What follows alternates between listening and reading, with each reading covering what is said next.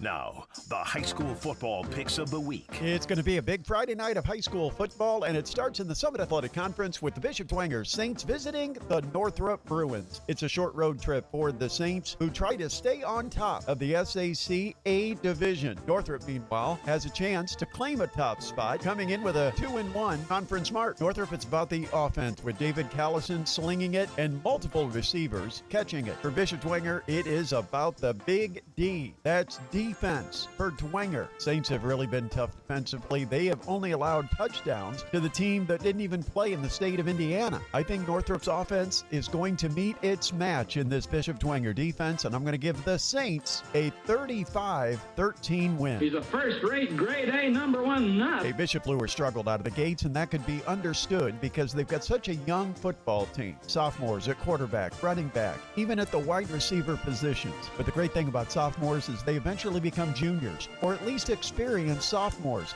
And that's the way they're playing. TJ Epperson in the backfield and Tommy Reichert at quarterback. This week, when the Bishop Luers Knights take on a winless Concordia team, they should have a distinct advantage. And I think Bishop Luers just continues to grow and gain more confidence. They're going to beat Concordia 37-14. I didn't think it was physically possible, but this both sucks and blows. What has happened to Snyder? The Panthers got beat by Carroll 47-14. This was a football game up through the first half, but Carroll pulled away in the second half and thoroughly beat the Snyder Panthers on homecoming night. Now Snyder's got to regroup for the 1380 The Fan high school football game of the week presented by Midwest Box Breaks as they travel to Homestead. Spartans offense got completely shut down by Bishop Dwenger last week, gaining only 14 total yards. I think they'll be much better against the Snyder Panthers, although Snyder has been porous against the run and Homestead's running game's not their strength, but I still think it'll be Homestead getting the win over Snyder 27-20. The simplest way to put it,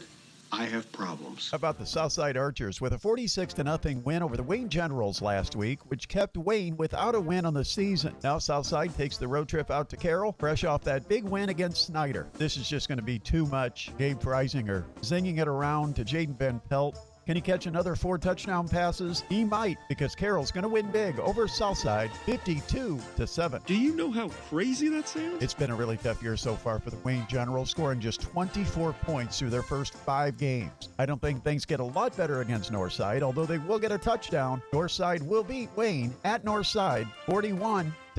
You are one pathetic loser. We saw a great game in the Northeast 8 last week. It was a shootout as East Noble outlasted Leo 56-40. Now this week, East Noble's going to have to hit the road to take on the Norwell Knights. It's a battle of Knights down in the Ossian area. This one goes to the team from Kendallville. East Noble will defeat Norwell 49-7. Just when I think you've said the stupidest thing ever, you keep talking. Leo looks for a bounce back against Belmont. That won't be a problem. Belmont 0-5 on the year, with just 39 points scored and 246 allowed. Give Leo a 55-0 win over the Belmont Braves. That's crazy talk. In Columbia City, find the win column. They've lost 2 in a row after racing out to a 3-0 start. Last week, they fell short against the DeKalb Barons 28-7 after dropping a game to Huntington North the week before. New Haven finally found the win column last week as they were victorious over Norwell in a big way, 45-14. Can New Haven keep it going? Can Columbia City get back into the win column? This has the makings of being a really intriguing game, but I think Columbia City is going to be too much. They've got to be pumped up. They've got to be fired up. They've got to find a win. They don't want to fall to an even 500, win 3, lose 3 type of season. So I'm going to give Columbia City a win over the New Haven Bulldogs, 28-21. You're pretty good. Well, the 2 teams that both beat Columbia City now go head-to-head at Huntington North as the DeKalb Barons visit the Vikings. DeKalb still got an outside shot of maybe winning an NE8 title. 3-2 overall, 2-1 in the conference, and they've done it with defense. They're allowing around 14 points per game on the season, and I think it's that defense that's going to be the difference in this football game. DeKalb will beat Huntington North 27-14. Don't you ever get tired of being wrong? Do you know the last time that Adams Central lost in an Allen County Athletic Conference football game? 20 2020. Yeah, America was dealing with COVID, and Adams Central was dealing with South Adams, who beat the Flying Jets 29-9, and it's the last time Adams Central has lost a conference game. Well, guess who comes calling on Adams Central in Monroe this Friday? South Adams looks to end the streak. They want to be the bookend, the last team to beat them, and the most recent one. I tell you, this South Adams team can really play. Titus Lehman can play the quarterback position. He is a dual threat. He can sling it. He can run it. I like what South Adams brings. I think they've got a strong shot at pulling off the upset. Will they do it?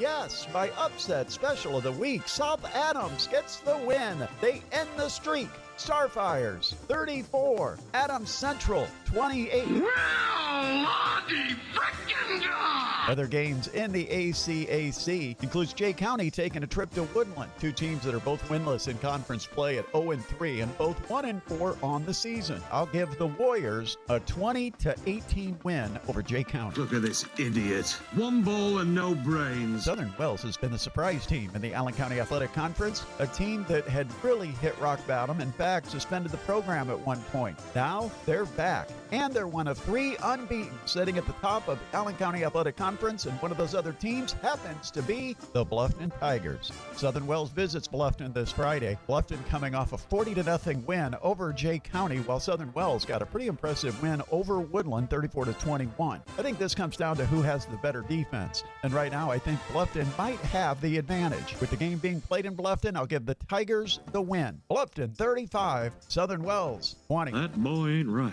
In the NECC, the Angola Hornets take the trip to Fairfield. Last week, Fairfield was thumped by West Noble 41-14, while Angola came up on the short side of a 33-27 score to Lakeland. With it being at Fairfield, I'll give the Falcons a win. Fairfield 28, Angola 21. You know, I didn't think this could get any worse, but haha, it has. Lakeland's going to keep on winning when they host Central Noble. Lakers 40, Central Noble 12. Anybody care what this guy thinks? No! Eastside has played really well this year, including last week's 36-0 win over the Garrett Railroaders, which really opened up some eyes. This week they'll take on winless Prairie Heights, which will be no problem for the Blazers. Eastside wins it 47-6. Let's say the average person uses 10% of their brain. How much do you use? 1.5%. Fremont will be visiting Turtletown to take on the Cherubusco Eagles. Cherubusco is a young football team, but they have put together a really good season, and they're only going to get better. They are 2-0 and the leaders in the small school division of the NECC. I'll give Cherubusco a win over Fremont, 26-14. I don't even know you, but I'm going to tell you that's dumb. Finally, West Noble will visit Garrett. They'll beat Garrett on the road in Garrett, 33-13. Is he all there? Like, mentally? I think so. He's just an odd guy. And those are your high school football picks of the week.